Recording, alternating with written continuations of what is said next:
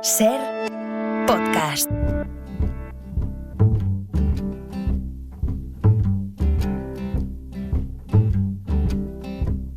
In the water, fire, I'll go wherever you go. In the valley, in the canyons, I'll go wherever you go. Hey love, I'm ready now. Can't you see this riot inside of my veins? Hey love, I'm overcome by desire. How must I wait? In the water, the fire, I'll go wherever you go. In the valley, in the canyons, I'll go wherever you go. Javier San Pedro es doctor en genética y biología molecular, colaborador del País. Pera Estupiñán es químico, es bioquímico, conduce en la 2 El Cazador de Cerebros. ¿Cómo estáis? Javier Pera, buenos días. Estamos groguis. Buenos días. Groguis, ¿qué pasa? Me quedé ayer a los Goya. Vale. Me dieron las 2 y luego con los nervios de que no tenía muchas horas para dormir, no he dormido nada. Esto hay que mirarlo, claro. Hay que hacérselo mirar, sí. Si no duermes por pensar que no vas a dormir, Exacto, ese es ¿a mi quién problema. podríamos traer para que te ayudara con esto? Esto sería un... Alguien con pastillas de las buenas. Sí, exacto. ¿Dónde puedo yo comprar cosas para esto? Que, bueno, decía químico, bioquímico, no sé, y también, actor, podríamos decir, pero no, actor no, pues la obra de teatro... O sea, síndrome del impostor, si me llamas a mí. Sí, pero bueno, medio actor, ¿no? Sí, es bueno, divulgativa, pero también tiene una parte... Bueno, mira, la primera vez que me llamaron escritor también me quedé porque había publicado un libro. Y entonces, recuerdo un programa de radio, en Cataluña Radio, me decía, el escritor Pere Estupiñán. Digo, yo no soy escritor. Y digo, pero si has escrito un libro. Entonces sí, pues no sé. No, hombre, la obra de teatro que justo ayer hicimos en Valladolid, y estaba escuchando a San Pedro decir que se fue a dormir a las 2. Yo terminé la obra de teatro, estaban haciendo los Goya, cogí el coche, regresé a Madrid y llegué antes de que... fueron largos los Goya, ¿eh? Sí. No, pero bueno, la contraprogramaron y bueno, pues yo creo que nos afectó más a nosotros que a ellos. ¿Por qué será? Porque lo tuyo lo daban también en Movistar en directo, ¿no? Seguramente.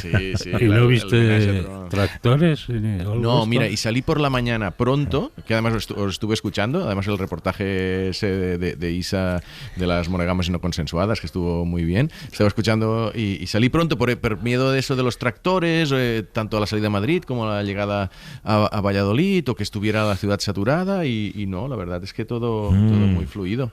Y eso que vives al lado de Ferraz. Sí, claro, por eso. Es que lo van buscando, ¿eh? Claro, estuve a punto de sacar el coche por la noche del parking para dejarlo en otro lado de la ciudad por si venían los tractores a Ferraz. Claro, En parte por claro. eso salí pronto. Pero bueno, fue bien. Además, la semana que viene, no está la otra, estamos en Madrid y en Teruel, por si alguien quiere ir al teatro con el Ménage à Trois. Y La semana que viene en Madrid, ¿dónde? el martes, pues cambiamos, porque era creo que es el Teatro Fígaro, puede ser esta vez. Es el peor promotor de la historia. Pero... No, porque siempre lo hacíamos en otro que no me acuerdo el nombre. Déjalo. La gente te busca en Google, ya está. Oye, ¿sabéis que Pedro Sánchez ha anunciado la creación de la Oficina Nacional de Asesoramiento Científico, que va a depender de la presidencia del gobierno? Supongo que gente como vosotros pues has pasado el fin de semana mirando el teléfono por si de repente hay una llamadita, ¿no? Que extrañamente no, Javier, No, ¿qué ha pasado? No hay nada. ¿Sabéis cuál es el objetivo un poco de esta oficina? Sí. Bueno, es tomar decisiones basadas en la evidencia científica. Esto es como un resumen. Y hay iniciativas de este tipo, y aquí me acuerdo que en la sección tuvimos cuando se formó eso de Ciencia Parlamento, en el Parlamento, que nació como un grupo de científicos diciendo no puede ser que haya tanta desconexión entre ciencia y política, y de una manera un parte inocente pero muy ambiciosa construyeron allí esta iniciativa que después recogió la FECID y han creado la Oficina C, pero que es más como de de informar a los políticos sobre temas científicos. Acaban de sacar unos informes sobre envejecimiento, inteligencia artificial, demencias, pero por lo que he leído sobre esta nueva oficina que acaban de anunciar que se formará, tiene un componente un poco más social, es decir, qué políticas públicas se pueden sentir beneficiadas de esta mirada más científica, ¿no? Desde temas como inmigración, educación, exacto, ¿no?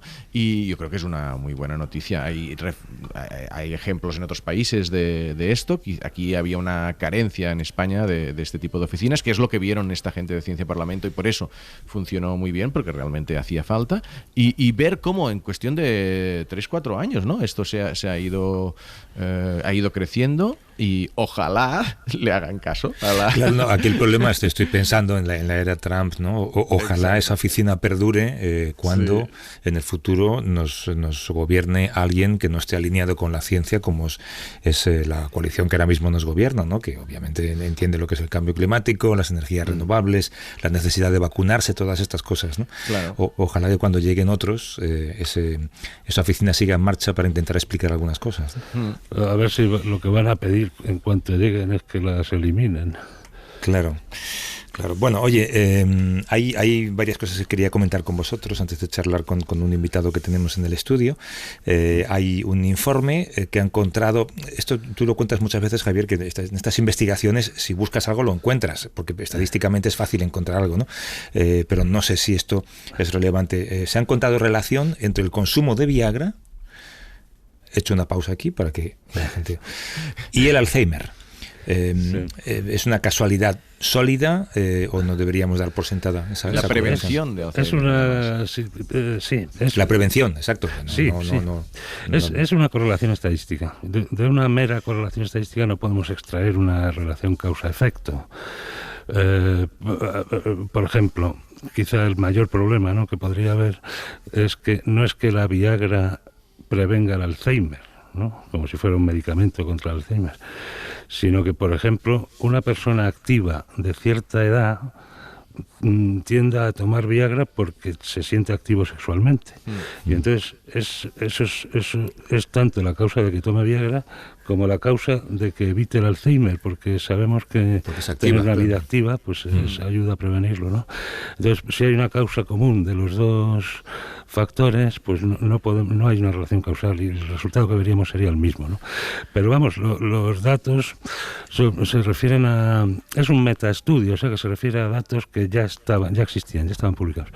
Se refiere a 250.000 británicos con disfunción eréctil. Ahora preguntaréis, ¿pero hubo alguna vez 250.000 británicos con disfunción eréctil? Pues sí, y la mitad de ellos tomaban Viagra. O sea, no es que hayan hecho el experimento, pero es que era así los datos que habían recogido los servicios sanitarios británicos. Y, hombre, los números son chocantes, ¿no? Merece la pena seguir investigándolo. Hay reducciones de riesgo del orden del 20%, son números chocantes. Se ha publicado en Neurology, que es quizá la mejor revista de neurociencia. Y bueno, pues es para tener... No, nadie puede aconsejar ahora mismo que la gente, incluidas las mujeres, empiecen a tomar Viagra, ¿no? Porque si este fármaco protegiera contra el Alzheimer, lo protegería también a una mujer, no solo a los hombres.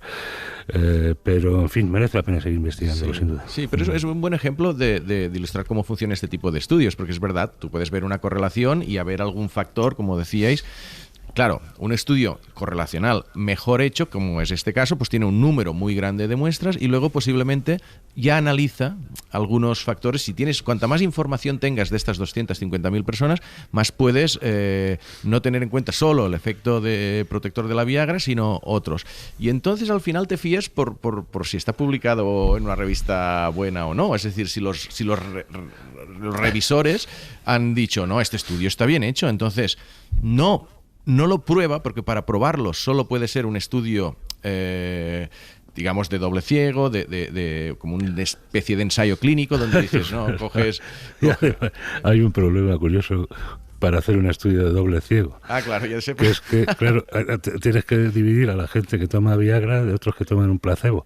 Pero el efecto de la Viagra es bastante vistoso. Los del placebo lo sabrían, claro. Sí. Pero sí que es es un paso, y hay muchos estudios que son así, es decir, primero son correlacionales, es decir, encuentras esta asociación y sí que te indica que merece claramente la pena seguir investigando, porque al final la Viagra tiene un efecto con el óxido nitroso cardiovascular, el Alzheimer en parte viene de problemas cardiovasculares, entre otras cosas, de acumulación de... Es decir, que es interesante esto, sí. No, es curioso, estaba pensando en estos años la de veces que hemos hablado de estudios médicos y la de veces que al final redundan en ese concepto tan fundamental para la salud, que es el de la actividad física constante hasta el final de tu vida, ¿no? Sí, y mental, ¿no? También mantener la mente activa. Las dos cosas son importantes, sí. Oye, hay un caso en Estados Unidos, que alguien dice que puede ser un caso histórico, un científico climático, se llama Michael Mann, ha ganado un caso de difamación contra 2 blogueros que cuestionaban su investigación, lo compararon con un abusador sexual, además, bueno, estas cosas que pasan, ¿no? Y tienen que pagarle $1 millón. De alguna manera podríamos decir que científicos 1, negacionistas 0. Bueno, él va a cobrar 2 euros, eso es lo que le han condenado. El juez le ha condenado a pagar a los 2 blogueros. Lo que pasa es que también propone una multa de $1 millón, ¿no? Pero el científico va a recibir 2 euros o $2 o una cosa así que no sé, es una victoria pírrica en sentido estricto, ¿no? Que más te valdría no haber ganado. El caso este viene de 2012, de lo que se llamó el Climagate, ¿no? Que fue un escándalo por una filtración de unos mails internos de la Universidad de East Anglia. Y allí, pues, Mann hablaba de que había estado, le decía un colega suyo, que estaba muy bien el truco, el trick, ¿no? Que había hecho de sumar 2 tipos de datos y no sé qué. No era más que una forma de hablar, ¿no? Que ojalá no hubiera usado, pero claro, estos correos se filtraron y en manos de los negacionistas o de los climascépticos, pues se convirtieron en una bomba y lo brearon por todos lados. No fueron solo estos 2 bloggers. Lo que pasa es que con estos 2, como insultaron ya de una manera tan repugnante y descarada, pues los han podido condenar por difamación. Pero vamos, la campaña contra Mann que hicieron todos los grupos negacionistas a los 2 lados del Atlántico fue realmente espantosa. Realmente, yo creo que es una buena noticia, pero desde luego, como tengamos que resolver el problema de la intoxicación en las redes, bueno, a base de sentencia judicial... No te digo, igual es una buena idea, podría estar encima de la mesa, ¿no? Multar y penalizar la anticiencia y el negacionismo. Sí, pero caso a caso, ¿no? Si tienes que llevar cada caso particular... Bueno, pero es que la gente se lo pensará 2 veces, algunos. Sí, antes de poner determinadas cosas en internet, que se creen que es como decirlo en la barra de un bar, ¿no? Sí, verdaderamente. Oye, tenemos habilitado un número, es el 638-855-349. Hoy tenemos un poquito más de tiempo, a ver si tenemos un hueco al final, si alguien quiere pedir vuestra opinión sobre cualquier cuestión relacionada con la ciencia. Es un número de WhatsApp, también pueden enviar un mensaje de texto, de audio, 638-855-349.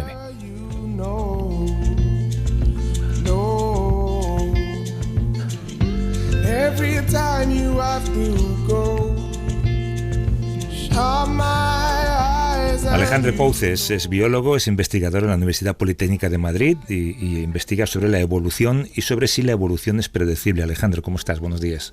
Pues muy bien, aquí muy a gustito, entre 2 eminentes divulgadores científicos. No, aquí tenemos un buen científico y 2 farsantes. Sí, te tengo que decir que Alejandro es amigo de Manuel Burke, lo cual no es una buena tarjeta de presentación, pero haremos lo que podamos. Bueno, él dudaba entre si dedicarse a las artes dramáticas y al cine. ¿Sí? O a la ciencia, ¿no? Pues tuvo que tomar esa decisión. ¿Es verdad esto, Alejandro? Tomó la contraria de la de Burke. Lo que no cuenta aquí Javier es que el libro que escribió Javier de Construyendo a Darwin jugó un papel en mi toma de decisiones a favor de la ciencia. Sí. Esto es lo más bonito que me han dicho en mi vida, realmente. un libro fantástico, recomiendo a todo el mundo. Ni en mis mejores sueños podría haber imaginado generar una vocación científica. Vamos, qué bonito. Ni en mis sueños más locos. Sí, pero mira, a lo mejor nos has quitado a un gran actor, Javier. Eso también es verdad. Oye, que Alejandro, si la Tierra volviera a nacer, que es un poco la base de tu investigación, si todo volviera a pasar de alguna manera, ¿estaríamos nosotros aquí siendo capaces de conversar, por ejemplo? ¿Apareceríamos de nuevo los Homo sapiens o las posibilidades serían remotas? Pues Javier, contestándote con total honestidad, no tengo ni idea. Eso no lo sabemos, no lo sabemos. Típico científico. Lo que estamos empezando a ver es que pues esta idea, esta intuición que puso sobre la mesa Stephen Jay Gould de que todo el proceso evolutivo es totalmente caótico y impredecible, lo que empezamos a ver un montón de gente es que aparecen patrones. Cuando uno mira con atención al registro fósil, cuando mira ejemplos en el mundo natural, y cuando hace experimentos, como hemos hecho nosotros, pues resulta que las cosas son más predecibles de lo que uno cabría esperar. Claro. Dime. No, digo que esto es lo más novedoso de tu investigación, ¿no? Porque yo tenía asumido eso, que la evolución, pues había mutaciones de toro aleatorio, y como podrían haber salido los dinosaurios, podrían haber salido otras cosas, y si hay 2 ojos, pues porque en algún momento salían 2 ojos, pero podría haber habido 3, o es todo casual, ¿no? Y de repente, con tus experimentos con bacterias, que ahora imagino que nos explicarás, dices, no, aquí hay algunas leyes, ¿no? En esto. Pues mira, fíjate, aquí un poco se le puede echar la culpa al éxito de Stephen Jay Gould. Este hombre, era un científico brillante y además un divulgador brillante. Y entonces él se inventó esta imagen de rebobinar la cinta de la vida, porque él no estaba planteando ningún experimento para nadie. Él lo que quería ilustrar es su visión desde la paleontología, desde la gran escala, de que parece que las grandes catástrofes, los meteoritos, las actividades volcánicas endemoniadas, son las que están realmente dirigiendo el proceso, ¿no? Y eso quedó ahí y tuvo una influencia increíble. Sí, todos leímos a Gould. Aquel libro en español se llamó La vida maravillosa. En inglés se refería al título de la película de Frank Capra, A Wonderful Life, ¿no? Que es Qué bello es vivir, ¿no? Donde Jim Stewart está a punto de saltar por un puente porque cree que su vida ha sido un fracaso, y un ángel le dice, ven, vamos a ver lo que hubiera sido del mundo si tú no hubieras existido, ¿no? Esa es la película de Capra. Es un poco lo mismo, ¿no? Con esta idea de que si el origen de los animales no hubiera ocurrido como ocurrió, y si rebobináramos la cinta de la vida hasta un segundo antes de entonces, el resultado sería totalmente impredecible. La idea de este libro era errónea, debemos decir. Se basaba en una interpretación de datos fósiles por un paleontólogo de Cambridge, Simon Conway Morris, que equivocó por completo todas sus interpretaciones de los fósiles. Pero fijaos que lo bonito es que este libro se publica en el 89 y como tiene tanta influencia, un montón de científicos se ponen vamos a mirar ahí fuera a ver qué pasa. Y desde principios de los 90 se empiezan a acumular un montón de evidencias acerca de lo que se conoce como convergencia evolutiva. La gente mira los árboles filogenéticos y descubre que hay especies distantes que empiezan a evolucionar en las mismas direcciones. Y luego hay estos trabajos hechos en poblaciones naturales que son increíbles. El más famoso de ellos es el de los lagartos del Caribe. En el Caribe tienes... Explica eso, sí. Pues mira, en el Caribe tienes miles de islas que además periódicamente son totalmente arrasadas por huracanes, ¿no? Y en estas islas, hace mucho tiempo que se conocen 6 especies o subespecies de un lagarto común en toda la zona del Caribe, desde Florida hasta Venezuela. Y resulta que, se pensaba que esas especies son siempre la misma en todas las islas, pero cuando lo han mirado con detalle descubrieron que no, que es que cada vez que se arrasa esa isla, los lagartos comunes saltan del continente, colonizan la isla de nuevo y vuelven a diversificarse en estos 6 tipos de especies, ¿no? Entonces esto es las mismas 6. Las mismas 6. Una evolución constante. Increíble. Entonces esto es un ejemplo tremendo de cómo ante las mismas presiones, condiciones, la cinta de la vida se repite. Claro. Bueno, es lo que te decía Javier al principio, rebobinar desde el principio de todo y llegar a nosotros hablando quizás es un poco exagerado, pero a pequeña escala es esto lo que ocurre. Una isla que queda arrasada, llega un lagarto y siempre se termina convirtiendo en el mismo tipo de lagarto adaptado a esas circunstancias. Efectivamente, y hay muchos otros ejemplos, peces que se quedan cuando baja el nivel del mar con las glaciaciones y se quedan atrapados en lagos. Esos peces marinos tienen que adaptarse a agua dulce.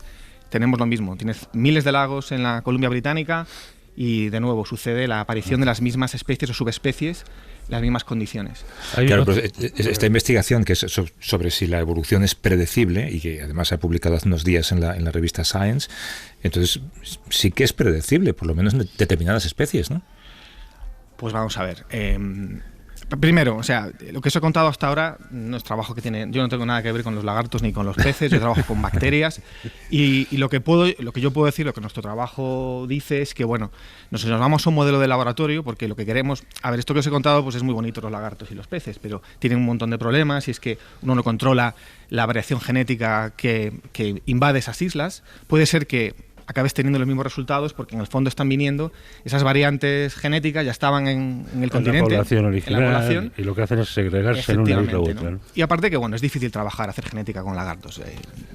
Entonces, hay este experimento que se llama el experimento de larga duración, que empezó Richard Lenski en la Universidad de Michigan en el año 88, lleva más de 35 años, haciendo una cosa aburridísima, que es 12 poblaciones de la misma bacteria. Bueno, empiezan con 12 gemelos y cada día les están cambiando el agüita para que sigan creciendo y adaptándose a unas condiciones de laboratorio constantes con muy poquitos recursos, ¿no?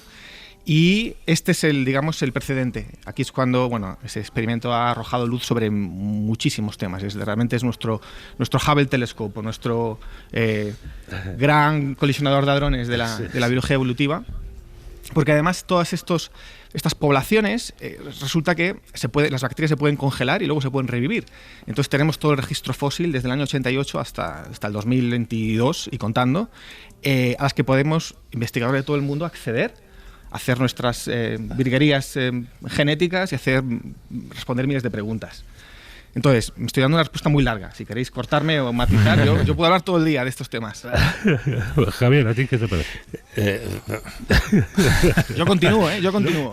No, tú sigue porque intentamos no perder el hilo, lógicamente. Vale, entonces, pues estábamos con unas bacterias que hace 30 y pico años, sí. 12 colonias idénticas, las pones en diferentes condiciones e intuyo que en las mismas condiciones e intuyo que van cambiando todas igual más o menos. Mira, lo bonito además de este experimento comparado con lo que os contaba de los lagartos es que aquí, como son 12 gemelos, todo cambio evolutivo que encuentras ahí ha tenido que producirse por mutación de nuevo. Es decir, las mutaciones tienen que emerger de nuevo, con lo cual estás viendo de forma pura ese proceso estocástico de fallos que se producen cuando se copia el ADN, y además luego está la selección natural actuando y llevando las poblaciones por diferentes caminos. Y lo que Richard Lenski, muchos colaboradores, porque este es un trabajo enorme, han ido viendo con los años, es que hay una gran parte de las adaptaciones que son convergentes, se hacen en paralelo. Hay otra parte que no. ¿Y quién dirige esto? Claro, además esto es en laboratorio, eso es un entorno controlado. Claro, o sea, comparado de nuevo con el ejemplo de los lagartos, aquí la idea es, vamos a quitarnos toda complicación que tenga que ver con fluctuaciones en el ambiente. Vamos a quitarnos toda complicación que tenga que ver con diferencias en la composición genética de partida. Este sería el escenario perfecto para poder ver si la evolución es predecible, tendría que ser aquí, ¿no? Y a pesar de todo eso, no sigue... A ver, esto es un poco como lo de la botella medio llena, medio vacía, ¿no? Hay quien dice, bueno, habéis encontrado que en el fondo muchas cosas son impredecibles. De acuerdo, pero también podemos verlo de otra manera, ¿no? Es que hemos encontrado que una gran parte de la adaptación es predecible. Y aquí ya puedo meter baza del trabajo que he hecho yo. Sí. Porque claro. Nosotros lo que hemos hecho es, hace unos pocos años se desarrollaron unas herramientas de ingeniería genética masiva que nos permiten a los investigadores introducir cientos de miles de mutaciones. Básicamente podemos tocar prácticamente todos los genes y secuencias reguladoras, que esos son los interruptores que encienden y apagan genes. Podemos tocarlo todo. Entonces el experimento, digamos así, filosóficamente que hemos hecho nosotros es, bueno, si yo puedo coger el ancestro de todas estas poblaciones, puedo hacer todas las mutaciones posibles y puedo medir en el laboratorio su efecto, podría capturar todas las posibles adaptaciones que van a ser responsables de la evolución. Ese es el punto de partida nuestro, ¿no? Y aquí había dos universos posibles, ¿no? Uno podría pensar que, nosotros hemos hecho cientos de miles de mutantes, hemos encontrado aproximadamente unos 100 genes y secuencias reguladoras con efectos beneficiosos. Uno podría pensar que, pues ya está, has descubierto todas las mejoras que podrían tener posibles, esas bacterias. ¿no? Todas las mejoras concebibles, ¿eh? Pues sí, efectivamente. Entonces predecir la evolución sería simplemente combinar esas mejoras y ya lo tienes todo. El extremo contrario sería decir, es que esto a lo mejor estas 100 variantes te está diciendo cuáles son las 100 alternativas al primer paso de adaptación. Y a lo mejor cuando saltas de la casilla 0 a la casilla 1 tendrías que volver a repetir este tipo de estudio, porque esas de las 100 que has cogido te has quedado con una, las otras 99 se han vuelto obsoletas, ¿no? Esto sería el caso extremo donde la gente que se dedica a la genética lo llamamos interacciones genéticas. Es que el efecto de una mutación depende de qué otras mutaciones hay antes, ¿no? Entonces, en este espectro, entre que viendo las 100 mejores mutaciones ya puedo predecirlo todo, o viendo las 100 mejores solo puedo predecir el primer paso, nosotros lo que hemos descubierto es que, estamos más cerca del segundo, pero aún así podemos predecir 2, 3, 4, 5 pasos adelante. Claro, pero no solamente, por lo que entiendo en tu estudio, intentáis saber si la manera en la que hemos evolucionado y han evolucionado las bacterias o las especies hasta donde estamos ahora se repetiría, o qué probabilidad hay de que se repitiera, sino qué pasa de aquí hacia adelante, ¿no? ¿Cómo será la evolución futura de esas especies? Bueno, fíjate, tenemos un scope un poquito más humilde, ¿no? Y quiero remarcar una cosa, que seamos capaces de predecir solo los 4 o 5 primeros pasos. Puede parecer baladí, pero es que lo que hemos visto en el experimento de larga duración y en otros experimentos es que los primeros pasos son los más importantes, en el sentido que son los que introducen las mayores mejoras, ¿no? En el experimento de larga duración de Lenski, que dura 35 años, en los 2-3 primeros años se consigue más del 50% de la adaptación al medio. Esto quiere decir que prediciendo los 3, 4, 5 primeros pasos somos capaces de predecir muchísimo en cuanto a cómo mejorar esta especie en este nuevo ambiente. Y entonces esto es cuando llega la parte aplicada, ¿no? Esto nos puede permitir predecir cómo se va a adaptar un nuevo virus que salta de un pangolín a un ser humano, que es el mismo fenómeno, cómo se va a adaptar una bacteria a un nuevo régimen de antibióticos, o en biotecnología nos puede permitir, por ejemplo, si hay gente que quiere desarrollar bacterias que se coman petróleo, por así decirlo, pues a lo mejor podemos nosotros adaptar esa bacteria a crecer y comerse el petróleo en condiciones del océano Pacífico. Vale. Mira, has acabado con unos ejemplos súper prácticos. Tenías cierto miedo a no explicarlo en términos que pudiéramos entender, pero lo hemos entendido, incluso yo. Alejandro Couce, que es biólogo, es investigador en la Universidad Politécnica de Madrid, y ha hecho esta investigación sobre si la evolución es predecible, y se ha publicado hace unos días en la revista Science. En la Science. Con Harvard, es en colaboración con Harvard, que eso no lo has dicho. No, vengo aquí a vigilarte, Javier. Pero si llegas siempre con 2 minutos antes de tu sección, Ya, hoy has venido antes. Ha venido mi hermano Alex vale. y le tenía que proteger. ¿Te acuerdas de Burka al Cubo? Alejandro, ¿te la puedes llevar a verdadera Manuel, sección de ciencia que había en este programa? Me acuerdo. Pues te acabo de meter un troyano. Venga. Gracias, Alejandro. Un abrazo. Llévate a Muchas Manuel, por gracias. favor. Con Gracias. Harvard, una Science. Feeling like the night is young. Everybody's time will come. Nobody wants to leave alone. Hey there, won't you take me home? I don't wanna lose, but maybe I should change. Entre los pues, más de 2 millones, según dicen, de oyentes que ahora nos pueden estar escuchando, hay muchos de ellos, un porcentaje relativamente alto, que seguramente al tiempo que escuchan nuestras voces, o escuchan la radio, o escuchan el ambiente, escuchan también esto. En otros casos el sonido se parece más al sonido que haría un grillo, a lo mejor, como esto. Y en otros es una especie de siseo. Son tipos diferentes de acúfenos o tinnitus, son ruidos que no cesan y para los que además no hay cura. Pedro Cobo es físico acústico y diseña en el CSIC nuevas terapias para personas que sufren tinnitus. ¿Cómo estás, Pedro? Buenos días. Buenos días, Javier. ¿Sabemos qué porcentaje de la población aproximadamente sufre esto? Pues vamos a ver, del orden del 18% de personas alguna vez ha percibido algún tipo de sonido en el interior de su cabeza, pero no a todos le molesta, le produce efectos emocionales. De estos, los que tienen problemas emocionales son del orden del 1 o 2%. Es decir, el acúfeno problema es el 1 o 2%, que en España estaríamos hablando entre 500.000 y 1 millón de personas. Sí. Es decir, lo malo no es tenerlo, lo malo es no poder convivir con él, digamos, ¿no? Exacto. Hay muchas personas, yo creo que de hecho todos conocemos a algún familiar, algún amigo que hablamos con ellos y dicen que tiene acúfeno, pero que no le molesta, conviven con él perfectamente, están perfectamente habituados. El problema del acúfeno es cuando la conexión entre el sistema auditivo y el sistema límbico, que es el responsable de la parte emocional de los sonidos, se exacerba, se incrementa y surgen, obviamente, este tipo de problemas emocionales, como puede ser estrés, ansiedad, depresión. Este es el verdadero problema del acúfeno. Claro, yo decía al principio que es una enfermedad, se puede llamar enfermedad, supongo, ¿no? Es una condición, no sé cómo, sí, cómo se una define patología, médicamente. Una patología que no tiene cura. No tiene cura porque está vinculada a la pérdida de audición. No solamente, es decir, uno de los factores de riesgo más importantes para que se genere el acúfeno es la pérdida de audición.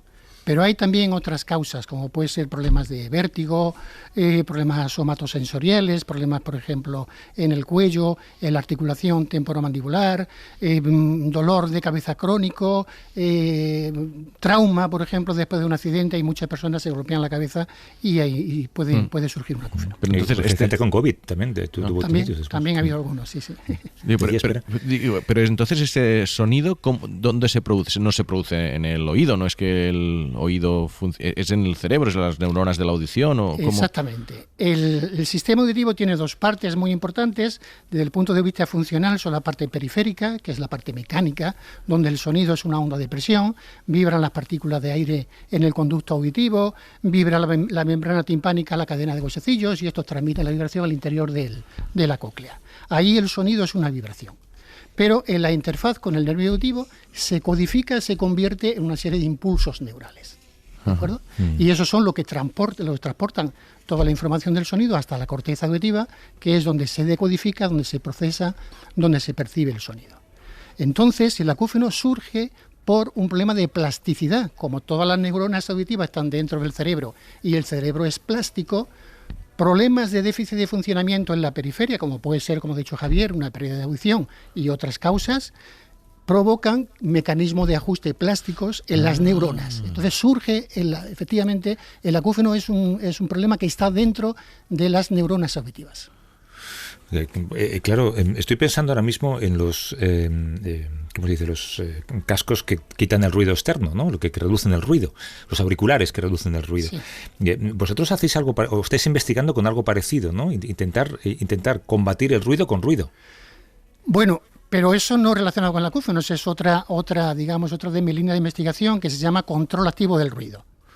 Cuando hay un ruido en una situación, es posible, por ejemplo, ruido de baja frecuencia, ruido periódico, ruido que tiene una estructura muy sencilla, es posible generar un antirruido, un ruido en contrafase que lo cancele. Ese es el principio que llevan efectivamente incorporado los auriculares, estos que tienen cancelación de ruido. Es verdad que hubo también un intento de aplicar esto al acúfeno, pero no funcionó.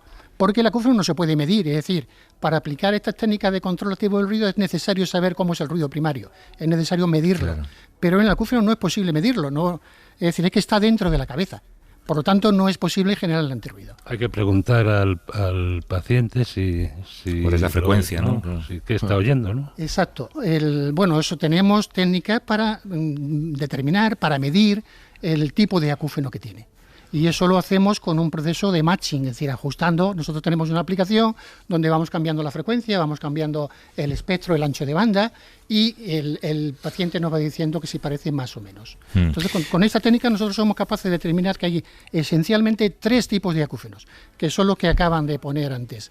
Uno que es tonal, que se lo tienen aproximadamente el 34% de los pacientes, uno que es tipo ringing o tipo chicharra, grillo, y ese es del orden del 34%, y el más frecuente es el hissing, el siseo, que lo tiene el 36%. Pero puede ser una frecuencia baja, una frecuencia alta, es decir, no hay 2 acúfenos iguales, el acúfeno es muy, muy, muy heterogéneo. Digo que tienes o trabajas en terapias personalizadas que utilizas en ensayos con pacientes. Vamos a escuchar cuál sería o cómo sonaría una terapia contra un acúfeno, ¿sería esto?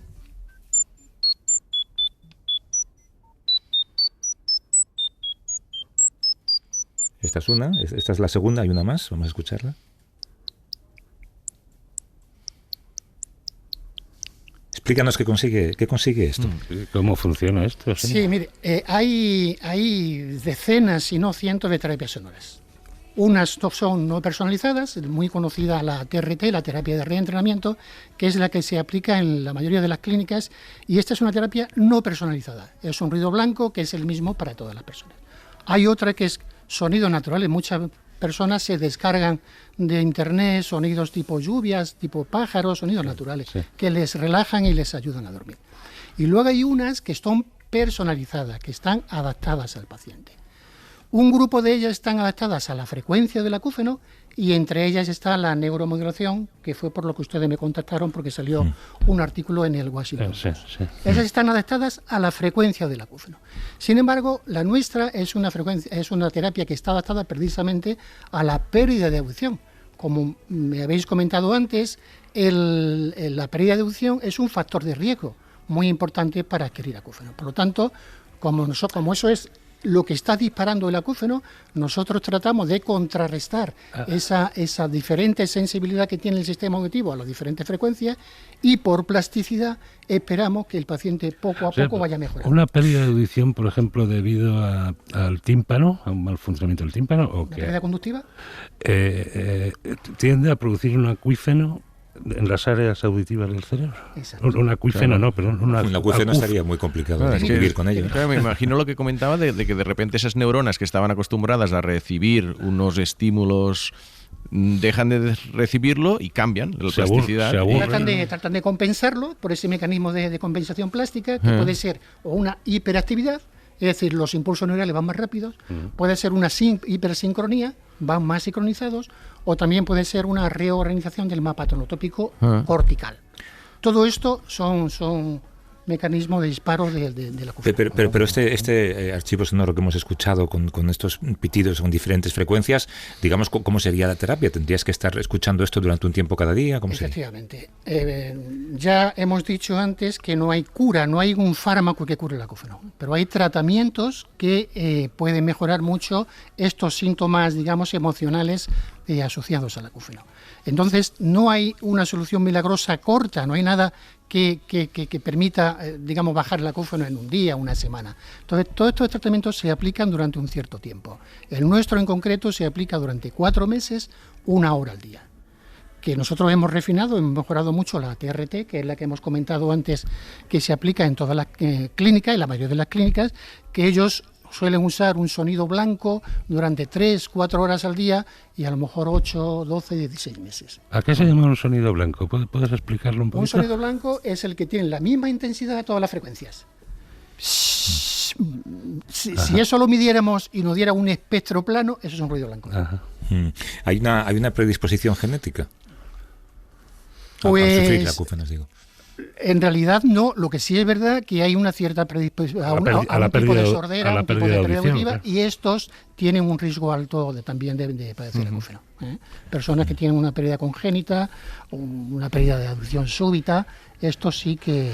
Y a mí me quedo pensando lo primero que ha dicho. O sea que hay muchas personas que lo tienen y un porcentaje bastante menor que les incomoda. Es decir, que muchas personas... No solamente les incomoda, sino que nosotros medimos, es decir, hay unos cuestionarios que miden la severidad, la gravedad de la acúfeno. Pero entonces, ¿de qué depende? Porque entonces igual un terapia psicológico también puede funcionar. Hay una terapia psicológica. O sea, porque no es que sean más, a los que les molesta más, es que sea más intenso o más agudo. Es el mismo, pero a unos les molesta y a otros no. Es la intensificación de esa conexión, de ese circuito entre el sistema auditivo y el sistema límbico. Eso se produce a nivel del oído medio. Y depende muchísimo de la personalidad.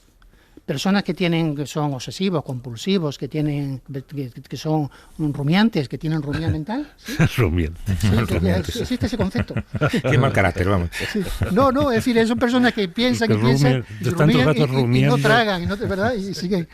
Esas, de verdad, esos tienen una predisposición muy alta a sufrir acúfeno. Oye, ¿y un sordo profundo puedes sentir o percibir acúfeno? Sí. Sí.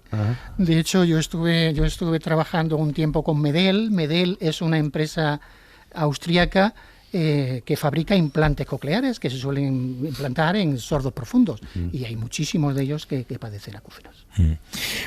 Tú que eres físico acústico, además eres el primero que pasa por este programa. ¿Tú cuando vas paseando por la calle, vas fijándote en los niveles de ruido y en cómo cada vez yo creo que son mayores? Sí, evidentemente. Es decir, yo además he medido muchas veces ruido en calles. Es decir, el ruido está, sobre todo en las grandes ciudades, está muy asociado al tráfico. Tráfico aéreo, tráfico ferroviario, tráfico aviones.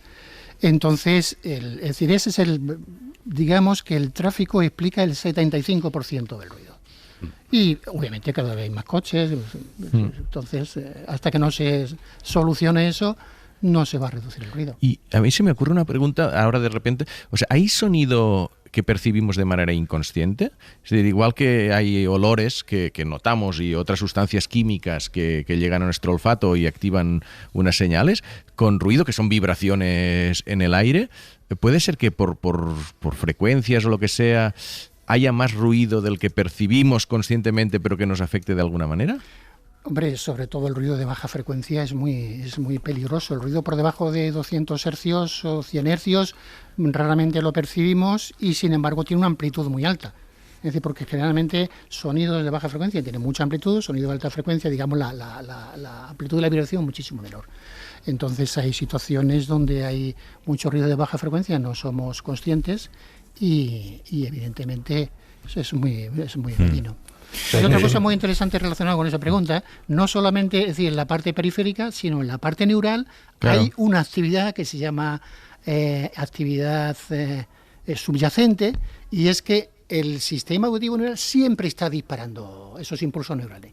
Lo que pasa es que hay algunos que están por debajo del umbral, que se llama tasa de disparos espontánea, y no se perciben. Y de hecho eso es uno de los mecanismos de generación del acúfeno.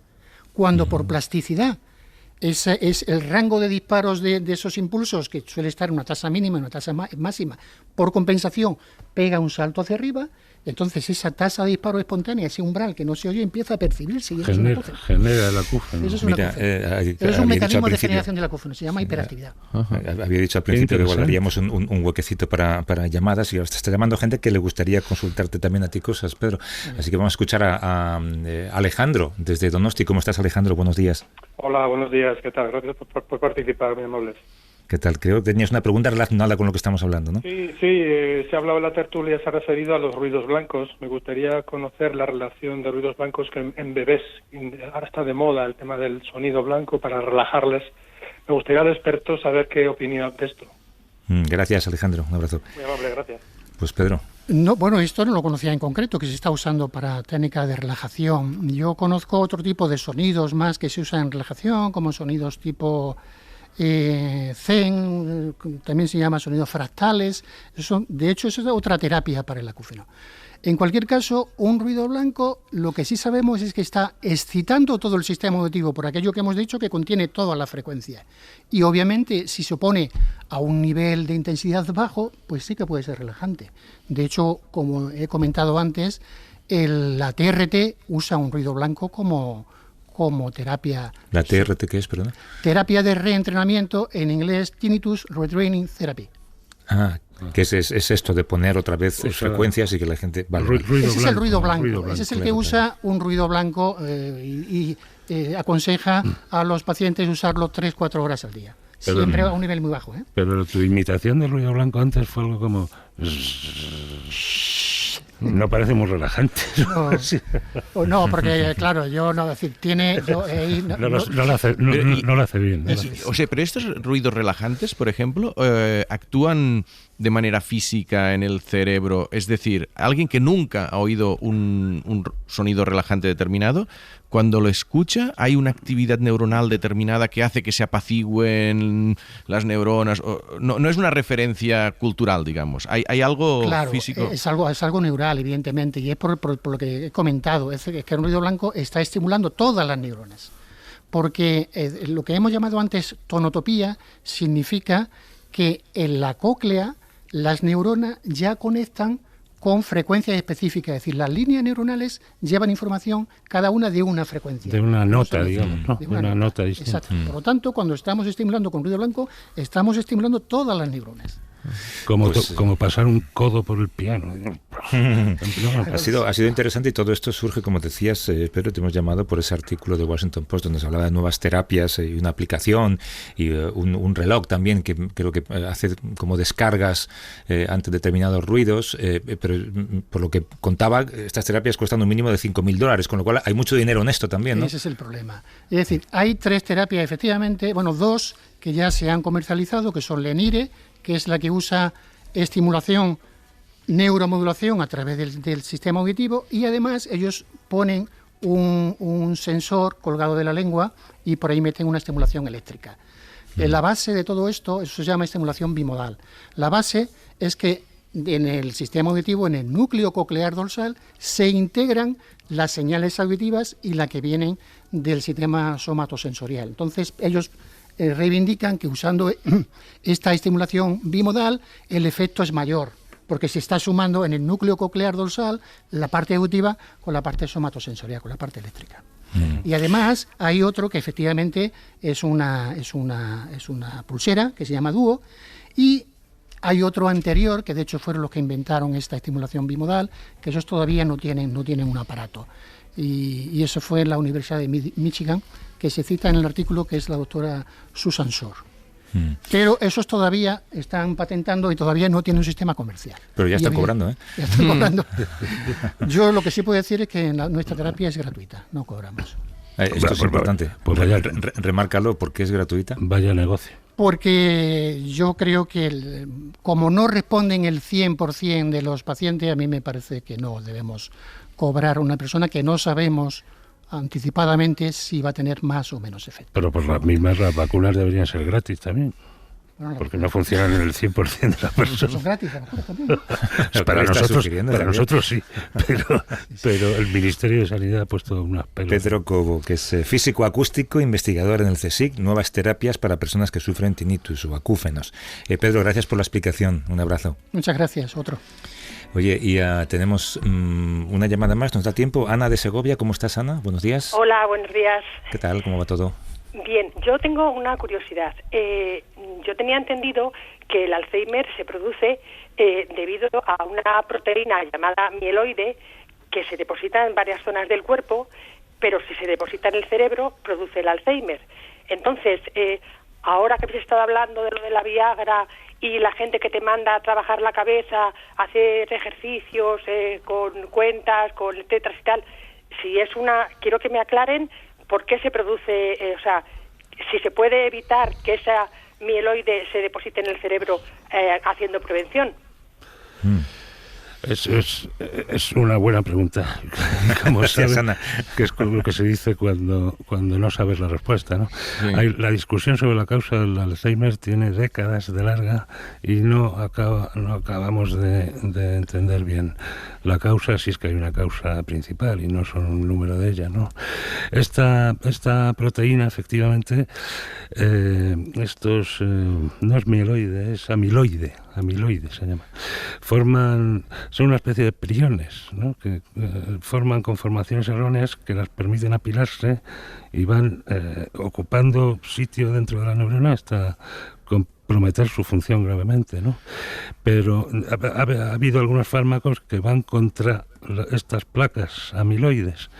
Pues han sido muy comentadas durante el año pasado, no son tan eficaces como se dijo en un principio, solo funcionan aplicándolo muy tempranamente, en una situación que ni siquiera sabemos diagnosticar muy bien el Alzheimer todavía.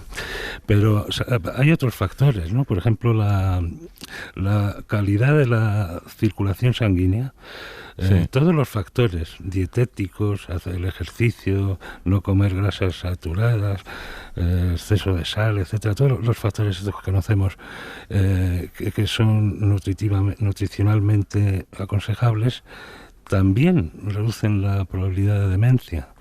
Y una posibilidad es que la vascularización del cerebro esté implicada en ello. Sí. No sabemos cuál es la causa del Alzheimer. Por vergüenza que me dé decir esto, es lo que tenemos que decir 40 o 50 años después. Es verdad. Bueno, oye, que gracias a los dos, que por cierto hoy es el Día Internacional de la Niña y la Mujer en la Ciencia. Mala suerte que tenemos y tratamos siempre de invitar al mayor número de mujeres científicas a este espacio y hoy en cambio no ha sido nuestro mejor día en ese sentido. Pera Estupiñán, Javier San Pedro, un abrazo. Abrazos. Hasta luego. Hasta luego.